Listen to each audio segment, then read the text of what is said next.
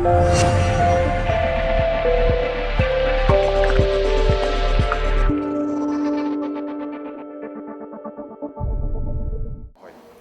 raport tregon se si zyrtarë të lartë të EULEX-it janë lidhur me zyrtarë të lartë në qeverinë e Kosovës e në PDK, gjithnjë për interesa të ngushta dhe asesi për ato të Kosovës e të drejtësisë.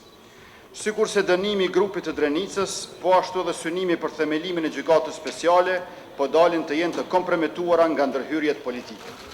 Kështu, gjyqësori, ekzekutivi dhe legjislativi në Kosovë, jo vetëm që nuk janë pushtetit të ndara, por ato më shumë merren me njëra tjetrën sesa me fushveprimet e posaçme përkatëse që i kanë ato.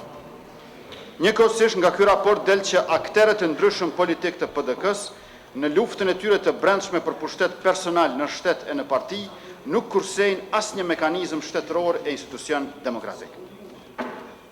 Se shteti është i kapur tregojnë disa konkluzione të këtij raporti. E para, PDK-ja do kontroll të plot të krijimi i gjykatës speciale. Urdhëro zotëri nga apru, si se po të shosi poezi të forta. Faleminderit.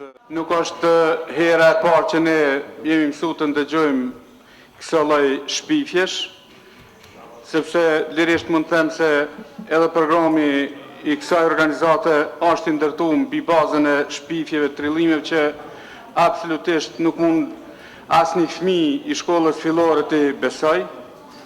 Absolutisht nuk do t'i kisha sugjeruar që ma mirë të merret me artimin e një programi apo një oferte çka i ofron qytetarit të Kosovës.